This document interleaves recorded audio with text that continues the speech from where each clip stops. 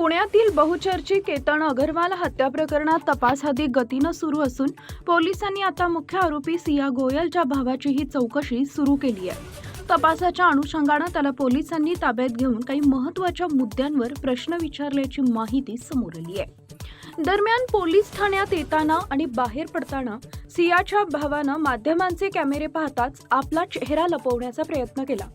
हा video social मीडियावर मोठ्या प्रमाणात व्हायरल होत असून या प्रकरणाची चर्चा आणखी रंगली आहे। केतन अगरवालच्या मृत्यूनंतर सुरुवातीला हा अपघात असल्याचं सांगितलं जात होतं, मात्र पोलिसांच्या तपासात अनेक संशयास्पद बाबी समोर आल्यानंतर हा पूर्वनियोजित खून असल्याचा संशय व्यक्त करण्यात आला। या प्रकरणात केतनची मंगेतर सिया गोयल आणि तिचा कथित मित्र चेतन चौधरी यांच्यावर गंभीर आरोप आहे। पोलिसांकडून सध्या सर्व संबंधित व्यक्तींची चौकशी केली जात असून मोबाईल कॉल रेकॉर्ड, डिजिटल पुरावे आणि इतर तांत्रिक माहितींची पडताळणी सुरू आहे। तपासातील अनेक दुव्यांची बारकाईनं चौकशी केली जात असून या प्रकरणात आणखी काही धक्कादायक खुलासे होण्याची शक्यता व्यक्त केली जाते। अरे वाह वाह अरे वाह करना अरे वाह